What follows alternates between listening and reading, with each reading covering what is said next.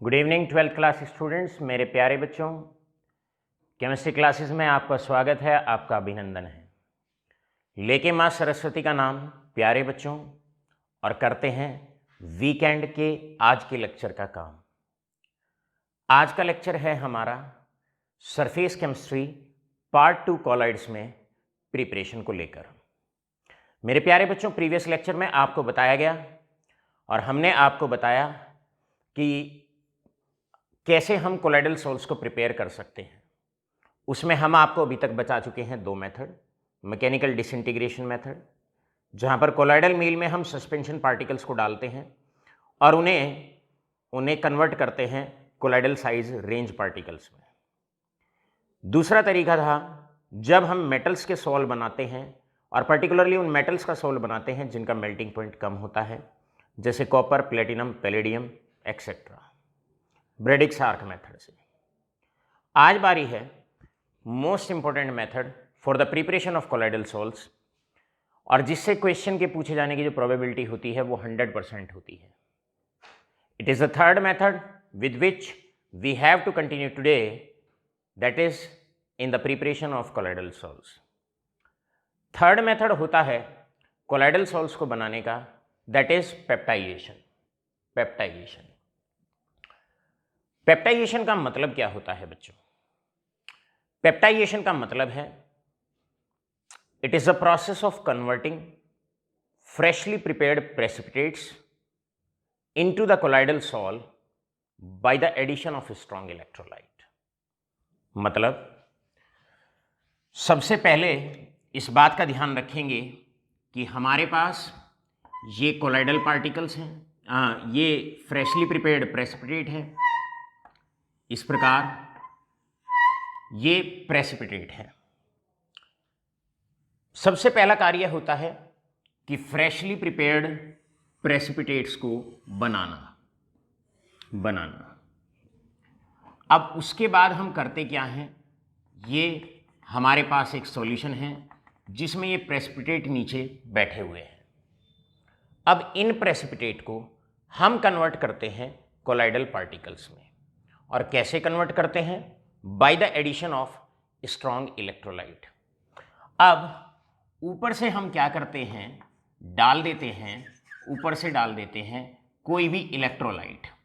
मान लो ये हमारे पास फेरिक हाइड्रोक्साइड, एल्यूमिनियम हाइड्रोक्साइड, हमारे पास कोई भी हाइड्रोक्साइड आपके पास हो सकता है।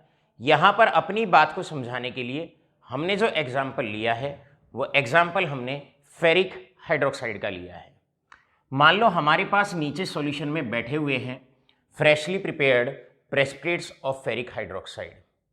अब हम किस तरीके से इन फेरिक हाइड्रोक्साइड के प्रेसिपिटेट्स को हम कोलाइडल पार्टिकल्स में बदलेंगे। हम ऊपर से बच्चों क्या करते हैं, एक इलेक्ट्रोलाइट डालते हैं, एक स्ट्रॉन्ग इलेक्ट्रोलाइट डालते हैं in small amount, that is FeCl3। अब आप जानते हैं जैसे ही सॉल्यूशन में FeCl3 डलेगा, FeCl3 का मतलब होता है कि जैसे ही पानी में जाएगा कन्वर्ट हो जाएगा Fe3 पॉजिटिव में और 3Cl नेगेटिव में। ये आपका कन्वर्ट हो जाएगा इसमें।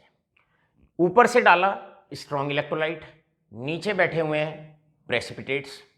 अब ये प्रेसिपिटेट्स सॉलिड होते हैं, इनकी अपनी सरफेस होती है, राइट। अब ये क्या कार्य करते हैं, ऊपर से पर्टिकुलर एक आयन को अपनी सरफेस पर एडजॉर्ब कर लेते हैं। जैसे कि ऊपर से FeCl3 डाला है, बहुत सारे फेरिक आयन्स हैं, बहुत सारे क्लोराइड आयन हैं। तो फ्रेशली प्रिपेयर्ड प्रेसिपिटेट क्या करते हैं, पर्टिकुलरली एक टाइप के आयन को एडजॉर्ब कर लेते हैं। एडजॉर्ब करने के बाद क्या होता है, ये आपके पास प्रेसिपिटेट्स हैं। अब इनकी सरफेस पर एक पर्टिकुलर टाइप ऑफ आयन, जैसे फेरिक आयन और फेरिक आयन आके एडजॉर्ब हो जाता है। अब क्योंकि एक ही आयन आके, एक पर्टिकुलर आयन आके सरफेस पे एडजॉर्ब हुआ है, तो इन पे क्योंकि सिमिलर चार्ज है तो आपस में इनमें हो जाएगा रिपल्शन। अब जैसे ही रिपल्शन होगा वैसे ही ये नीचे से उठ के और ऊपर जो डिस्पर्जन मीडियम है, ऊपर जो डिस्पर्जन मीडियम है उसमें डिस्पर्स हो जाएंगे और बन जाएगा कोलाइडल सॉल्व। तो ये रहा आपका, यहां से Fe3 पॉजिटिव, यहां से Fe3 पॉजिटिव और यहां से Fe3 पॉजिटिव। आप चाहें तो इसको आसान वे में ऐसे भी दिखा सकते हैं कि आपके पास ये प्रेसिपिटेट्स यहां पर पड़े हुए हैं, ये प्रेसिपिटेट पड़े हुए हैं, एक पर्टिकुलर टाइप ऑफ आयन को इन्होंने अपनी सरफेस पर एडजॉर्ब किया। अब क्योंकि एक ही तरह के आयन को एडजॉर्ब करते हैं तो इनमें हो जाता है रिपल्शन, और रिपल्शन होने की वजह से ये जो प्रेसिपिटेट होते हैं ये मीडियम के अंदर डिस्पर्स हो जाते हैं। हमने कहा ये मीडियम के अंदर डिस्पर्स हो जाते हैं और बन जाता है कोलाइडल सॉल्व। ये बना आपका कोलाइडल सॉल्व। तो मेरे प्यारे बच्चों, अब हम करते क्या हैं, अब हम डेफिनेशन को दोबारा से एक बार रिकॉल करते हैं। और आपकी डेफिनेशन है, ये फ्रेशली प्रिपेयर्ड प्रेसिपिटेट है, इनको कन्वर्ट करना, किसमें कन्वर्ट करना, कोलाइडल सॉल्व में। कैसे कन्वर्ट करते हैं? By the addition of strong electrolyte, by the addition of strong electrolyte. मेरे प्यारे बच्चों, इस मेथड से जब आप कोलाइडल सॉल्व बनाओगे तो दो चीजें आपको यहां पर देखने को मिलेगी। पहला पॉइंट नोट करने वाला है, कोलाइडल पार्टिकल्स पे आपको चार्ज देखने को मिलेगा, और क्योंकि सभी पे चार्ज एक जैसा होगा तो आपको देखने को मिलेगा सिमिलर चार्ज। अब ये चार्ज बड़ा महत्वपूर्ण होता है, बड़े काम की चीज होता है। इसी चार्ज पर कई तरह के क्वेश्चंस बन जाते हैं, जैसे कि पहला क्वेश्चन, डिपेंडिंग अपॉन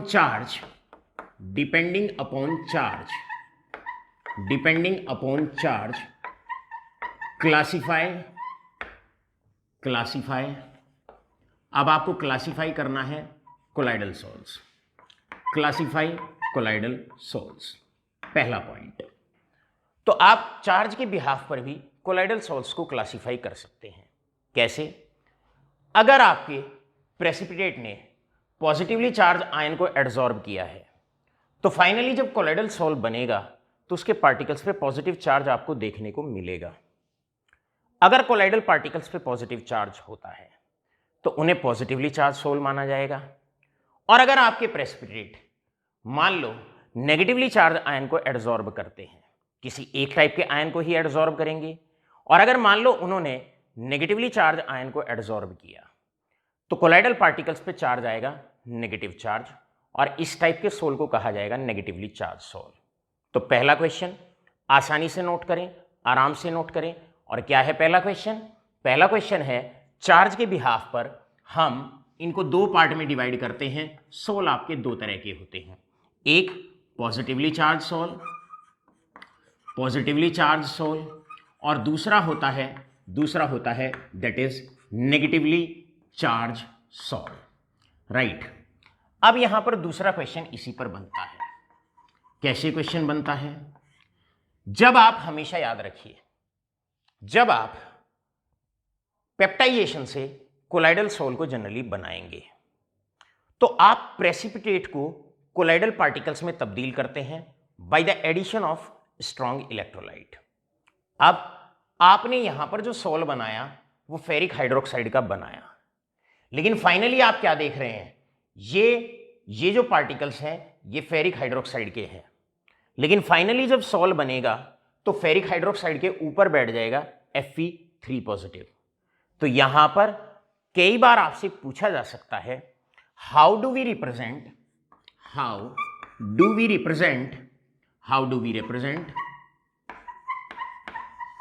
हम किस तरीके से रिप्रेजेंट करेंगे, how do we represent a ferric hydroxide soul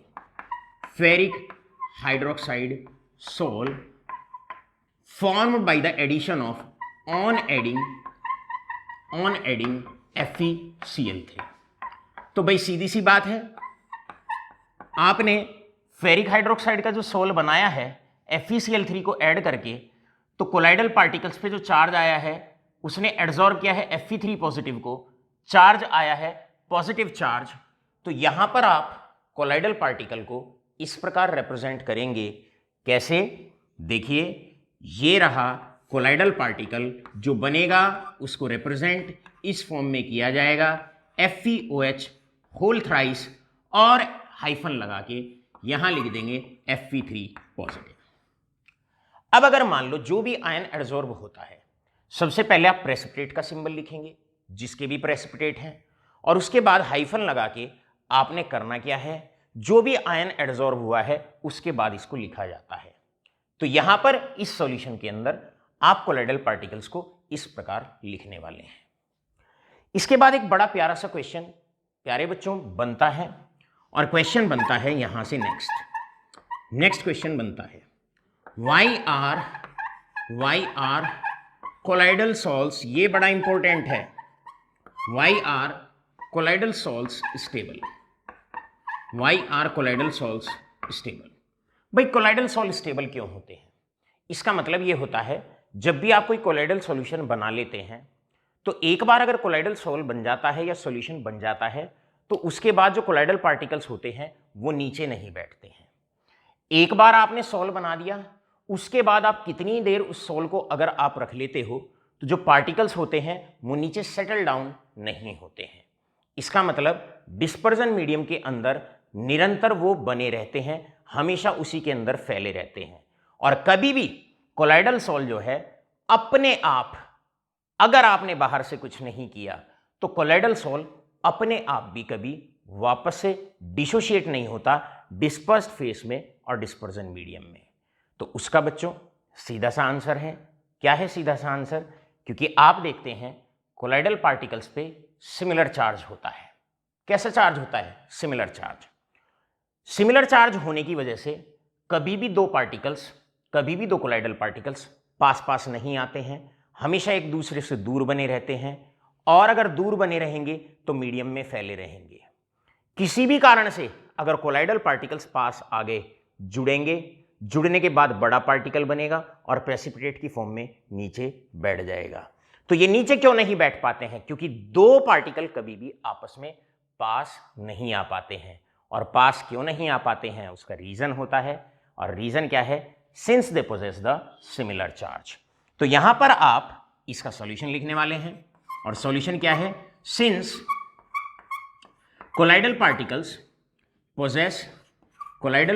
poses similar charge, क्योंकि कोलाइडल पार्टिकल्स पे सिमिलर चार्ज होता है, जिसकी वजह से पार्टिकल कभी भी पास नहीं आ पाते हैं, कभी भी आपस में जुड़ते नहीं हैं, जुड़ के बड़ा पार्टिकल नहीं बनता है और नीचे नहीं बैठता है।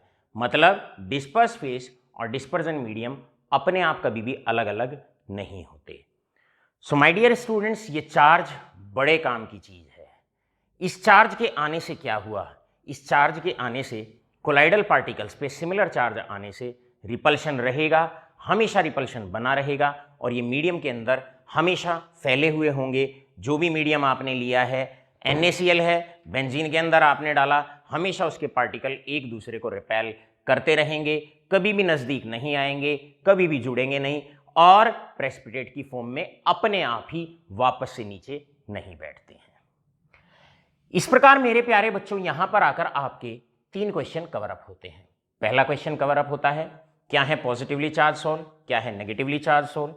दूसरा क्वेश्चन यहां पर कवर अप होता है, कोलाइडल पार्टिकल्स को रिप्रेजेंट कैसे करते हैं, बहुत इंपॉर्टेंट है। आपने प्रेसिपिटेट का सिंबल लिखना होता है और ऑब्लिक लगा के जो आयन उसने एब्जॉर्ब किया है उसको हमेशा लिखना है। तो ये आप कभी भी इस पॉइंट को कभी भी आप भूलेंगे नहीं, कोलाइडल पार्टिकल को रिप्रेजेंट करना। इसके बाद क्वेश्चन यहां से बनता है, कोलाइडल सॉल्ट स्टेबल क्यों होते हैं। चलते हैं आगे की तरफ। मेरे प्यारे बच्चों, यहां पर आपसे एक और क्वेश्चन पूछा जा सकता है। अब चाहे तो एक सीरीज ऑफ क्वेश्चन यहां से जनरेट की जा सकती है। सीरीज ऑफ क्वेश्चन कैसे? देखिए, कई बार आपसे पूछा जाता है कि अगर हमने say for example a sol of AgI is prepared, a sol of AgI is prepared is prepared in two ways. Is prepared in two ways. भैया दो तरीके हैं AGI का सॉल्व बनाने के। ए, बहुत इंपॉर्टेंट क्वेश्चन है बोर्ड एग्जाम के लिए। ए नंबर 1, पहला तरीका है AGI है, उसके प्रेसिपिटेट्स हैं और हम उसका सॉल्व बनाना चाहते हैं। तो हमारे पास दो तरीके हैं AGI का सॉल्व बनाने के। पहला तरीका है, अब ये एज्यूम कर लो ये AGI के प्रेसिपिटेट हैं। अब पहले केस में हम डालते हैं दैट इज KI, ऊपर से as a strong electrolyte FeCl3 की बजाय KI डालते हैं। सेकेंड केस में क्या होता है, सेकेंड केस में स्ट्रॉन्ग इलेक्ट्रोलाइट हम बजाय KI के AgNO3 डालते हैं। भाई यहां पर इस बात को ऐसे समझ जाइएगा, ये हमारे पास प्रेसिपिटेट हैं, इस बार प्रेसिपिटेट हमारे पास, इस बार प्रेसिपिटेट AGI के हैं, AGI का प्रेसिपिटेट है हमारे पास।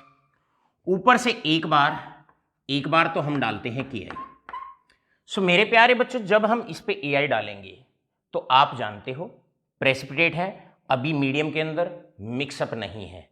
तो अभी आप जब तक ये दोनों आपस में मिक्स नहीं हो जाएंगे तब तक आप इन्हें कोलाइडल सोल्स नहीं मानेंगे। कोलाइडल सोल एक हेट्रोजीनियस मिक्सचर होता है। अभी ये दोनों अलग अलग हैं, मीडियम अलग है, प्रेसिपिटेट अलग है। अब हम क्या करते हैं, इनको मिक्स करने के लिए ताकि ये इसके अंदर डिस्पर्स हो जाएं, हम एक स्ट्रॉन्ग इलेक्ट्रोलाइट का सहारा लेते हैं और इस प्रोसेस को पेप्टाइजेशन कहा जाता है। अब हमने इलेक्ट्रोलाइट का सहारा लिया K पॉजिटिव I नेगेटिव का, ऊपर से डाला KI। अब AGI के पास दो ऑप्शन है। पहला ऑप्शन, या तो वो I नेगेटिव को एडजॉर्ब करे या वो K पॉजिटिव को एडजॉर्ब करे। एक पॉइंट आप स्टूडेंट्स नोट लगा के लिख लीजिए, हमारे पास है AGI, प्रेसिपिटेट हैं बच्चों AGI के। अब उसके पास एक बार ऑप्शन है K पॉजिटिव को एडजॉर्ब करने का, एक बार ऑप्शन है I नेगेटिव को एडजॉर्ब करने का। हमेशा याद रखिए कि प्रेसिपिटेट जो करते हैं प्रेफरेंशियली एडजॉर्ब करते हैं कॉमन आयन। तो यहां मैं एक पॉइंट नोट लगा के लिखता हूं और ये इसका हिंट होता है। हिंट क्या है, precipitates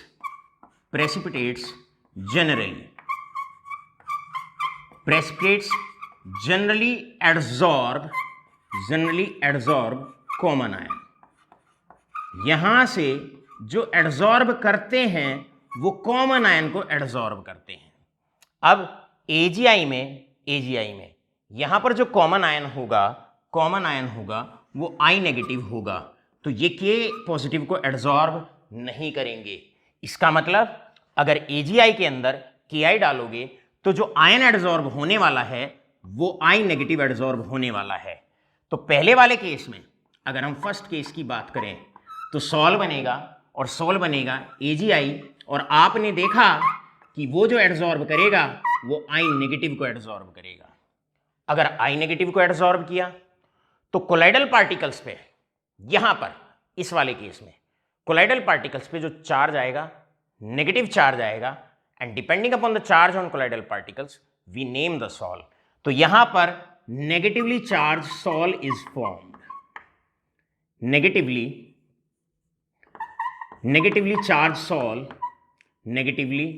charged sol is formed. यहां पर नेगेटिवली चार्ज सॉल बनेगा। इसके बाद नेक्स्ट केस लेते हैं, और नेक्स्ट केस क्या है, अब यहां पर नेक्स्ट केस में माय स्टूडेंट्स, यहां पर अगर आपको दे दिया जाए AgNO3, अब ऊपर से as our choice of strong electrolyte या इस AGI के प्रेसिपिटेट को ऊपर को मिक्स करने के लिए, कोलाइडल पार्टिकल्स में तब्दील करने के लिए सेकेंड केस में हम डालते हैं दैट इज AgNO3। अब यहां पर एक तो आपका Ag पॉजिटिव आयन होगा और एक आपका NO3 नेगेटिव आयन होगा। इस वाले केस में AGI, एक बार उसके पास चॉइस है Ag पॉजिटिव को एडजॉर्ब करने की और एक बार इसके पास चॉइस है NO3 नेगेटिव आयन को एडजॉर्ब करने की।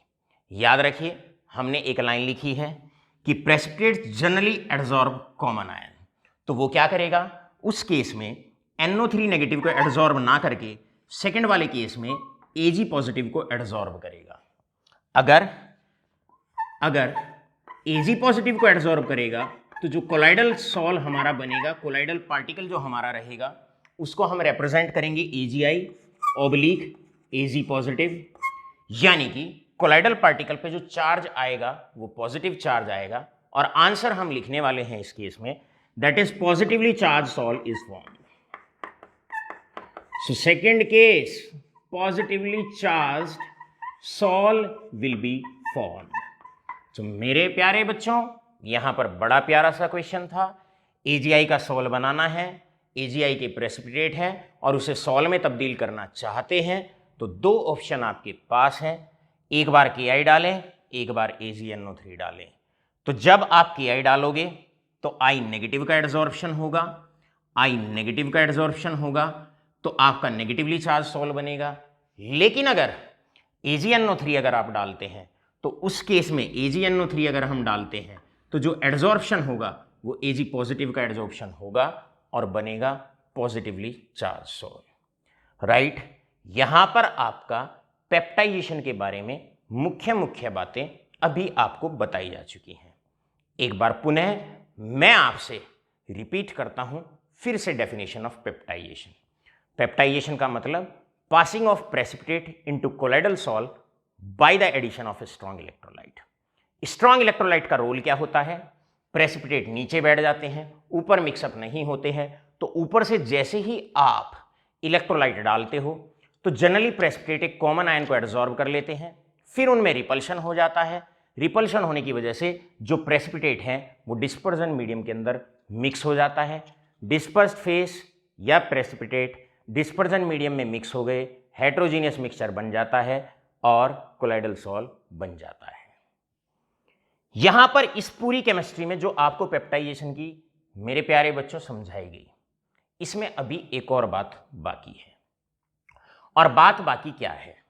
बात बाकी यहां पर यह है कि जैसे ही हम इस एग्जाम्पल को अगर मान लो हम ले रहे हैं और एग्जाम्पल है हमारे पास ये फेरिक हाइड्रोक्साइड के पीपीटी हैं और ऊपर से FeCl3 हमने डाला है।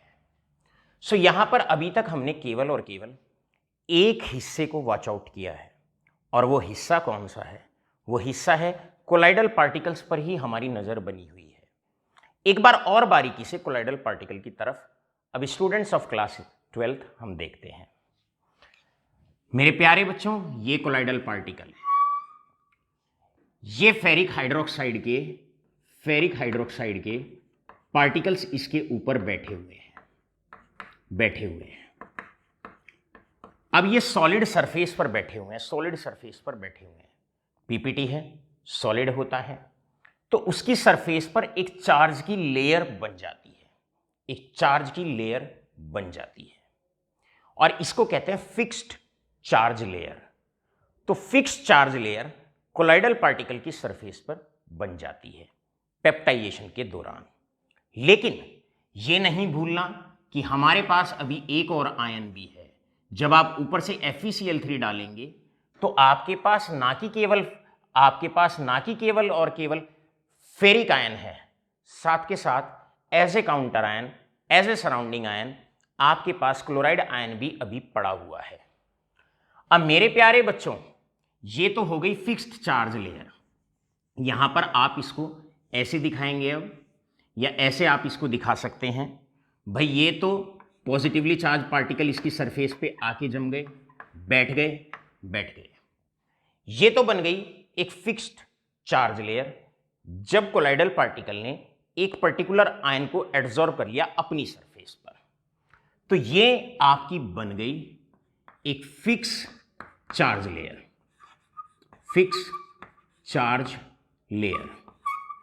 बन गई फिक्स चार्ज लेयर। लेकिन साथ के साथ ये मीडियम है जिसके अंदर ये कोलाइडल पार्टिकल है। इसी मीडियम में अभी क्लोराइड आयन भी है, मतलब नेगेटिवली चार्ज पार्टिकल भी है। तो ये क्या करते हैं, जो नेगेटिवली चार्ज पार्टिकल होते हैं ये पानी के अंदर बने हुए होते हैं। भाई प्रेसिपिटेट के ऊपर आके तो बैठ गया पॉजिटिव चार्ज, लेकिन साथ के साथ पानी में नेगेटिवली चार्ज पार्टिकल भी बने हुए होते हैं। लेकिन जो पार्टिकल, ये जो आयन होता है, क्योंकि ये पानी इसे सराउंड करता है, वाटर इसको सराउंड करता है, या मीडियम इसको सराउंड करता है। अब वाटर के मॉलिक्यूल्स हमेशा चलते रहते हैं, तो ये जो चार्ज होता है, ये जो चार्ज होता है, जो नेगेटिव चार्ज होता है, या ये जो नेगेटिव चार्ज की पूरी लेयर होती है, ये भी चलती रहती है, और इसको कहा जाता है mobile charge layer. Mobile charge layer, mobile charge layer. अब इनके बीच में जो ये पोटेंशियल डिफरेंस जेनरेट होता है, फिक्स चार्ज लेयर, ये कोलाइडल पार्टिकल है, उसके ऊपर एक कॉमन आयन एडजॉर्ब हो गया, तो फिक्स चार्ज लेयर होगी। फिक्स चार्ज लेयर फिक्स क्यों कह रहे हैं? क्योंकि पार्टिकल इसके ऊपर आके, एक पर्टिकुलर चार्ज इसके ऊपर आके फिक्स हो जाता है।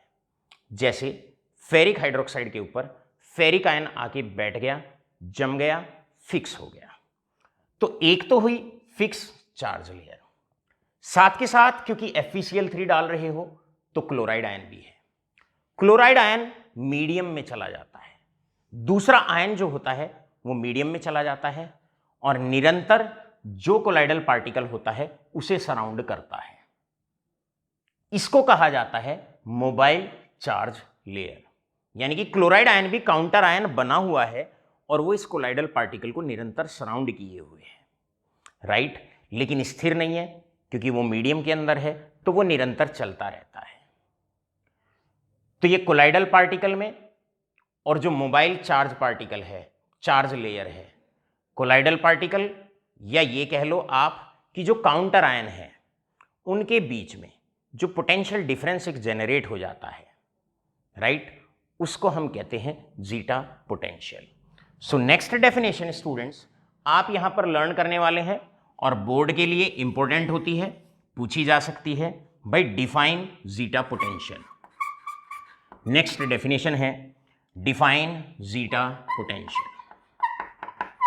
Define zeta potential. एक नंबर की छोटी सी डेफिनेशन होती है, अगर लर्न ही करनी है तो आप ऐसे इसको लर्न कर सकते हैं, बड़े प्यार से आसान वे में आप इसको लर्न कर सकते हैं। और कैसे आप इसका सॉल्यूशन लिखने वाले हैं? A potential difference between, potential difference और किसके बीच में? Between positive charge layer, between positive charge layer या fixed charge layer, fixed charged layer and mobile charge layer,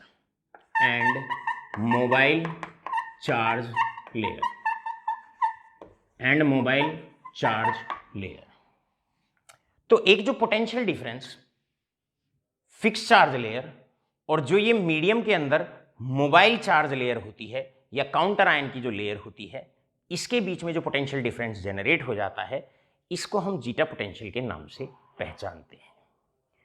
यहां पर आकर पेप्टाइजेशन पूरा का पूरा, उससे एसोसिएटेड क्वेश्चन बहुत अच्छे से पूरे हो जाते हैं। आशा करता हूं बड़े अच्छे से आपके ये पूरा का पूरा कॉन्सेप्ट समझ में आ गया होगा। Now students of class 12th, एक क्वेश्चन जो बच्चे नीट और जेईई की तैयारी कर रहे हैं, आपके लिए मैं फटाफट से एक क्वेश्चन देता हूं, और वो क्वेश्चन क्या है, पहले आप इसका स्क्रीनशॉट लें, राइट। इसका स्क्रीनशॉट लेने के बाद एक क्वेश्चन हम आपको देते हैं। ये क्वेश्चन है, आप इसकी एनालिसिस करेंगे, घर पे इस क्वेश्चन पे आप वर्कआउट करेंगे, और जो आपका आंसर है वो हमें हमारे व्हाट्सएप नंबर पर आप रिप्लाई करेंगे। अब क्वेश्चन कुछ इस प्रकार है, now the question is just like this, a sol of question is very important question, और मैं देखता हूं कितने बच्चे इस क्वेश्चन को ट्राई कर सकते हैं। A sol of AgI can be prepared. A sol of AgI can be prepared in two ways. Prepared in two ways. A पहला, यहां पर नीचे आपने रखा AgNO3 और ऊपर से आपने डाला KI, पहला तरीका। बी पार्ट, आपने नीचे रखा KI और ऊपर से डाला AgNO3, ऊपर से डाला AgNO3। So the question is just like this, very important question it is. A solution of AgI can be prepared in two ways. हम दो तरीके से इसको बना सकते हैं। एक बार AgI नीचे रखे, ऊपर से KI डाल दें। बी वाले केस में हमने जस्ट इनवर्स कर दिया, नीचे हमने KI रखा और ऊपर से AgNO3 डाल दिया। Now the question is, tell the difference in the two cases.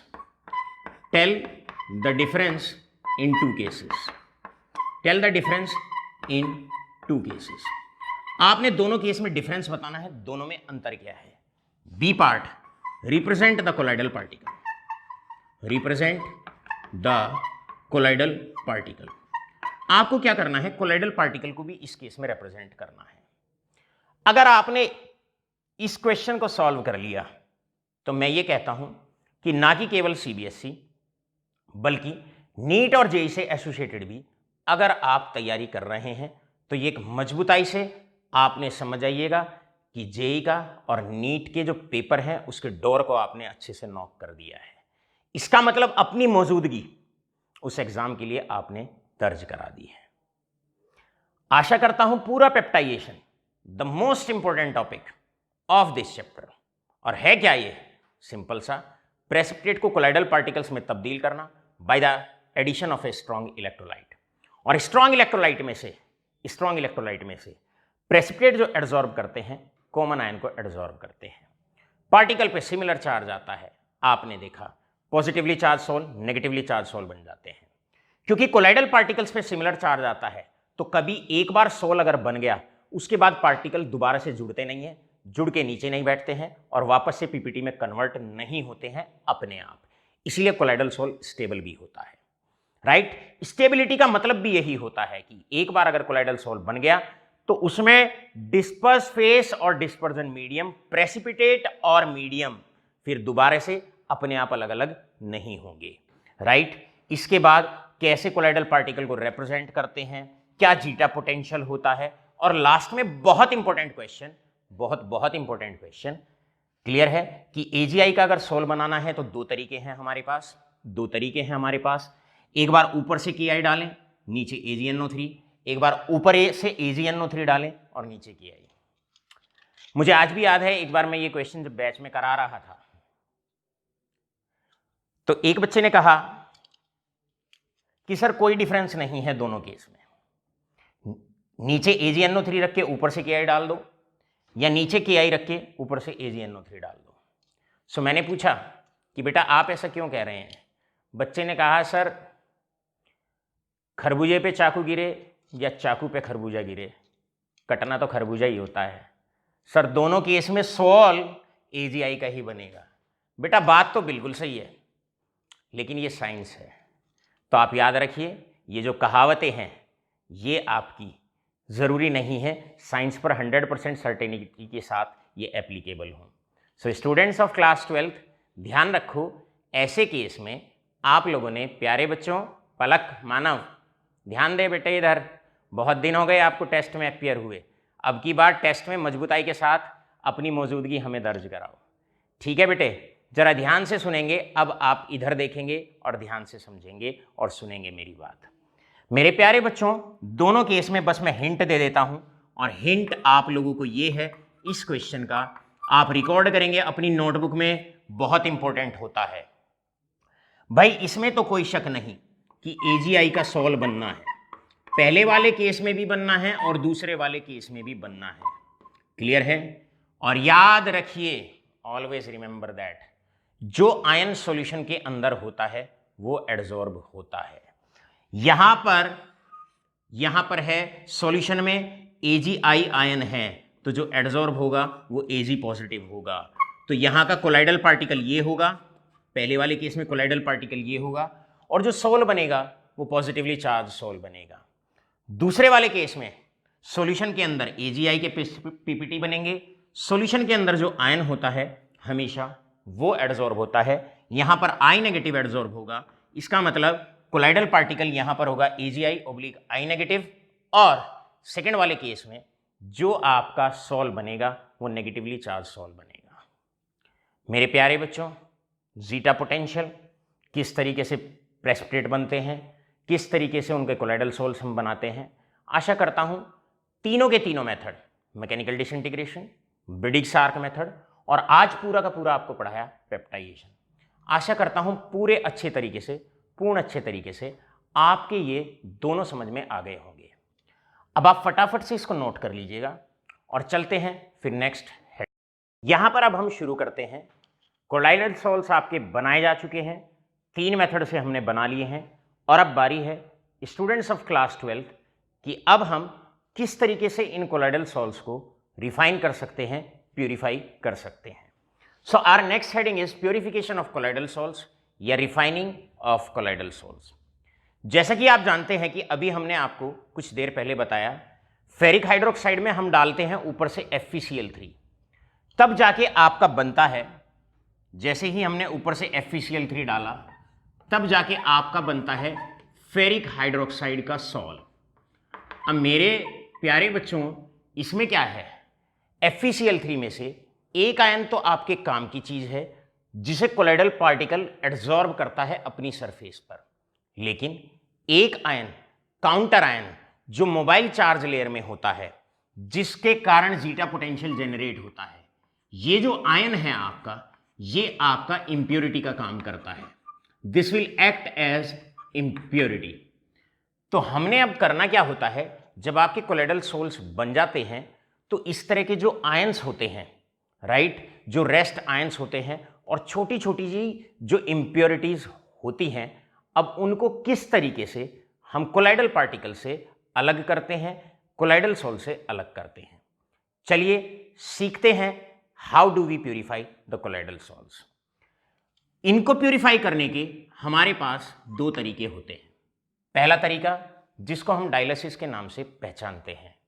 Dialysis एक बड़ा कॉमन सा मेथड होता है, आप सब अवेयर होते हैं इससे। ब्लड के लिए डायलिसिस कराई जाती है, जब किडनी काम करना बंद कर देती है तो डायलिसिस कराई जाती है ब्लड को प्यूरिफाई कराने के लिए। चलिए सीखते हैं कोलाइडल सोल्स पे डायलिसिस का क्या रोल होता है और किस तरीके से डायलिसिस मेथड से हम कोलाइडल सोल्स को प्यूरिफाई कराते हैं। मेरे प्यारे बच्चों, यहां पर हम क्या करते हैं, एक लेते हैं, दैट इज कोलाइडल बैग हम लेते हैं, राइट। यहां पर हम एक कोलाइडल बैग लेते हैं जो एनिमल मेम्ब्रेन का बना हुआ है, अर्थात SPM का बना हुआ है। एक बैग लेते हैं मेड अप ऑफ SPM या made up of animal membrane, made up of animal membrane, या आप कह सकते हो SPM का बना हुआ कोलाइडल बैग लिया जाता है। अब ऊपर से हम डालते हैं जिस कोलाइडल सोल को आपको प्यूरिफाई करना होता है। अब ऊपर से डाला आपने, ऊपर से आपने कोलाइडल सॉल्यूशन डाला। कोलाइडल सॉल्यूशन में 2 चीज है, एक आपके पास कोलॉइड है, एक आपके पास क्रिस्टलॉइड है। आपके पास क्रिस्टलॉइड है, क्रिस्टलॉइड जैसे कि क्लोराइड आयन एक्स्ट्रा में है यहां पर, और भी बहुत छोटी छोटी सी इंप्योरिटी हो सकती है। तो आप क्या करते हैं, ये कोलाइडल बैग है, यहां पर पानी है या कोई भी मीडियम आप ले लेते हैं, क्लियर है। ये colloidal bag made up of SPM, ऊपर से इम्प्योर कोलाइडल सोल डाला जाता है, और इम्प्योर कोलाइडल सोल का मतलब है उसके अंदर 2 चीजें हैं, एक आपका कोलॉइड है जो आपके काम की चीज है, और एक आपके पास क्रिस्टलॉइड है जो इम्प्योरिटी का काम करता है। अब आपको हमने स्टार्टिंग की डेफिनेशन में ही कोलॉइड की ये बताया था कि कोलॉइड की खासियत क्या होती है। एक सब्सटेंस जब डिसॉल्व होने के बाद SPM से पास नहीं होता। सो यहां स्टूडेंट्स, जैसे ही हम कोलॉइड और क्रिस्टलॉइड जैसे ही यहां से दोनों डालेंगे, तो जो कोलॉइड है वो तो SPM से पास नहीं होगा बाय इट्स डेफिनेशन। तो ये कोलॉइड तो आपका SPM से पास नहीं होगा बाय द डेफिनेशन, स्टार्टिंग में आपको बताया था। और जो ये क्रिस्टलॉइड है, ये कोलॉइड, दिस इज कोलॉइड, और ये आपका क्रिस्टलॉइड है, this is crystalloid. So students यहां पर क्या होगा, कोलॉइड तो एसपीएम से पास नहीं होगा, लेकिन जो क्रिस्टलॉइड है, जो इम्प्योरिटी है, वो एसपीएम से पास हो जाएगी और मीडियम में आ जाएगी। इस मेथड को कहा जाता है डायलिसिस। डायलिसिस का मतलब सेपरेट करना कोलॉइड को क्रिस्टलॉइड से, किससे पास करके, थ्रू एसपीएम, या हम कह सकते हैं एनिमल मेम्ब्रेन। इस मेथड को हम कहते हैं डायलिसिस। स्टूडेंट्स, डायलिसिस प्रोसेस बड़ा स्लो प्रोसेस होता है। अब हम क्या करते हैं, अगर हम ये चाहते हैं कि फटाफट से सारा का सारा जो इम्प्योर कोलॉइडल सॉल्ट है, फटाफट से वो सारा का सारा प्यूरिफाई हो जाए, तो हम इसको स्पीड अप करने के लिए, डायलिसिस को स्पीड अप करने के लिए हम क्या करते हैं, एक इलेक्ट्रिक फील्ड लगा लेते हैं, पोटेंशियल डिफरेंस लगा लेते हैं, इलेक्ट्रिक फील्ड लगा लेते हैं। यहां से हम अब यहां पर कोई इलेक्ट्रिक फील्ड हम लगा देंगे, इलेक्ट्रिक फील्ड हम लगा देंगे, और जो ये एक्स है, जैसे कि क्रिस्टलॉइड है, जैसे कि क्लोराइड आयंस वगैरह हैं, या और बहुत छोटे छोटे से आयंस हैं, जैसे ही इलेक्ट्रिक फील्ड लगाओगे ये फटाफट यहां से बाहर आने शुरू हो जाएंगे। जितने भी एक्स हैं ये सारे आपके बाहर फटाफट से आने शुरू हो जाएंगे, और इस प्रोसेस की जो स्पीड है वो और ज़्यादा बढ़ जाएगी।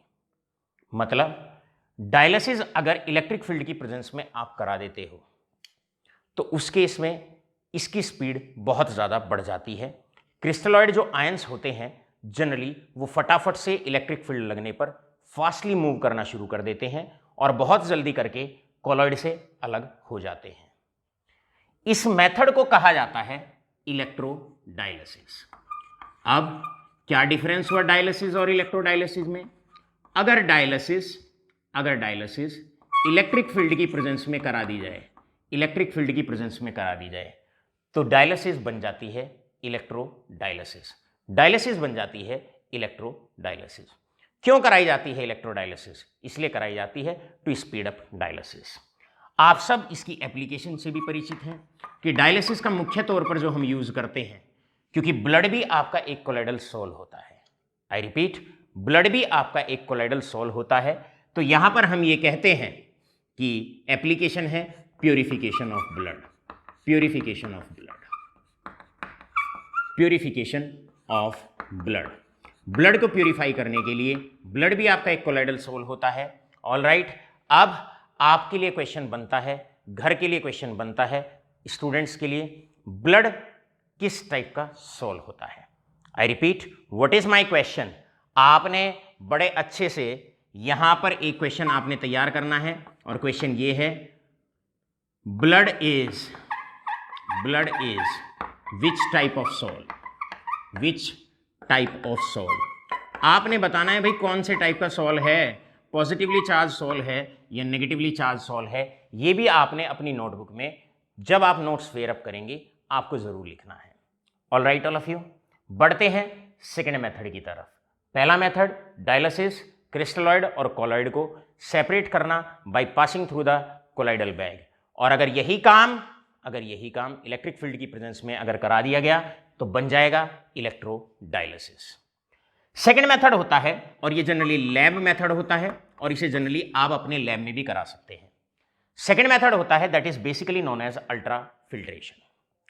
अल्ट्रा फिल्ट्रेशन में बच्चों क्या होता है, ये हमारे पास फिल्टर पेपर होता है, ये हमारे पास फिल्टर पेपर होता है।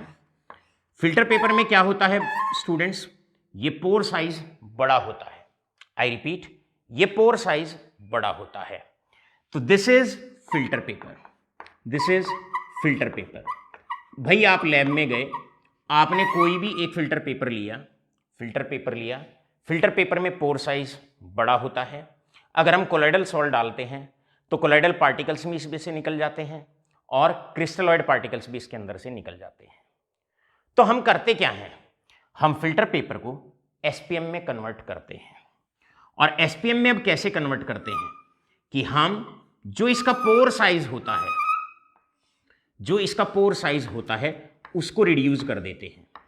कैसे रिड्यूस कर देते हैं कि हम इसके ऊपर एक पेस्ट डालते हैं, एक पेस्ट हम इसके ऊपर डिपॉजिट कर देते हैं। फिल्टर पेपर लिया, उसके ऊपर एक पेस्ट डाल दिया, उस पेस्ट को हम कहते हैं कोलोडियन। तो यहां पर आप एक नाम नोट करेंगे, क्वेश्चन आता है डिफाइन कोलोडियन, भाई कॉलोडियन क्या है? एक पेस्ट है जो हम फिल्टर पेपर के ऊपर डालते हैं ताकि वो कन्वर्ट हो जाए एसपीएम में, ताकि वो कन्वर्ट हो जाए एसपीएम में। अब कॉलोडियन क्या होता है? सेल्यूलोज नाइट्रेट इन ethylene glycol, cellulose nitrate, cellulose nitrate इन इथाइलिन ग्लाइकोल, इन इथाइलिन ग्लाइकोल। लैब में जाना होता है, डब्बे में से हल्का सा सेल्यूलोज नाइट्रेट के क्रिस्टल लेने होते हैं, 4-5 बूंदे उसमें आप इथाइलिन ग्लाइकोल की डालिए, हथेली पे रख के एक पेस्ट बनाइए और उस पेस्ट को आप फिल्टर पेपर पे लगा दीजिए। अब ये पेस्ट आपने लगाया, ये पेस्ट आपने फिल्टर पेपर पे लगा दिया, थोड़ी देर इस फिल्टर पेपर को आप धूप में सुखा दीजिए। तो ये जो पेस्ट होता है ये इसके जो पोर्स होते हैं, जो होल्स होते हैं, इसमें चिपक जाता है और जो पोर साइज होता है उसको कम कर देता है, राइट। जैसे ही फिल्टर पेपर का पोर साइज कम हो जाता है ये बन जाता है, ये ट्रीट किया जाता है एज ए एसपीएम। अब आप जानते हैं एक बार फिल्टर पेपर अगर एसपीएम में कन्वर्ट हो गया तो अब इसके ऊपर से आप इम्प्योर कोलाइडल सोल्ट डालेंगे। जितनी भी इम्प्योरिटीज होंगी क्रिस्टलॉइड टाइप की वो तो इससे पास हो जाएंगी, लेकिन क्योंकि अब ये एसपीएम है तो जो कोलाइडल पार्टिकल्स होंगे वो इस एसपीएम से पास नहीं हो पाएंगे, क्योंकि डेफिनेशन आप अच्छे तरीके से वाकिफ हैं, आप अच्छे तरीके से जानते हैं। कोलॉइड एक सब्सटेंस होता है जो डिसॉल्व्ड स्टेट में एसपीएम से पास नहीं होता है। एक बार फिल्टर पेपर आपने कन्वर्ट किया, किस में कन्वर्ट किया? एसपीएम में। कैसे कन्वर्ट किया? उसके ऊपर कॉलोडियन डाल दिया। कॉलोडियन क्या है? एक पेस्ट सेल्यूलोज नाइट्रेट का, किसके ऊपर? इथाइलिन ग्लाइकोल के ऊपर पेस्ट बना के, और हम फिल्टर पेपर के ऊपर डाल देते हैं, फिल्टर पेपर को सुखाते हैं, राइट, और ये बन जाता है, एसपीएम बन जाता है, और फिर हम इससे अपने इम्प्योर कोलाइडल सोल को प्यूरिफाई करते हैं। इस मेथड को जहां पर हम फिल्टर पेपर का इस्तेमाल करते हैं इसको कहा जाता है अल्ट्रा फिल्ट्रेशन। इस मेथड को अल्ट्रा फिल्ट्रेशन के नाम से पूछा जाता है। मेरे प्यारे बच्चों, यहां पर आपसे बड़ा एक सिंपल सा क्वेश्चन पूछा जाता है और सिंपल क्वेश्चन यही होता है, डिफाइन अ कोलोडियन। तो कोलोडियन क्या है आप भली बात ही जान गए हैं। कोलोडियन क्या है? एक पेस्ट, किसका? सेल्यूलोज नाइट्रेट का, जो किसके अंदर बनाया गया है? बनाया गया है इथाइलिन ग्लाइकोल के अंदर। सो स्टूडेंट्स, आज के लेक्चर में हमने पढ़ा पेप्टाइजेशन पढ़ा, उससे एसोसिएटेड सारे क्वेश्चंस हमने पढ़े, और इसके बाद हमने पढ़ा कौन कौन से तरीके हैं जिससे हम इम्प्योर कोलाइडल सोल को प्योरीफाई कर सकते हैं। यहाँ पर हमने दो ही तरीके पढ़े, पहला डायलिसिस, और अगर इलेक्ट्रिक फील्ड की प्रेजेंस में कराई गई तो इलेक्ट्रोडायलिसिस, और दूसरा है अल्ट्रा फिल्ट्रेशन। अल्ट्रा फिल्ट्रेशन में क्योंकि फिल्टर पेपर का इस्तेमाल होता है हम उसे ही एसपीएम में कन्वर्ट कर देते हैं, एक पेस्ट उसके ऊपर लगा के, और फिर उससे हम प्योरीफाई करते हैं इम्प्योर कोलाइडल सोल को। आशा करता हूं अच्छे से सरफेस केमिस्ट्री का पता भी आपको नहीं चल रहा होगा और बड़े आसानी से आपके छोटे दिमाग में, राइट, पूरी सरफेस केमिस्ट्री अच्छे से बैठ रही होगी। बहुत बहुत धन्यवाद।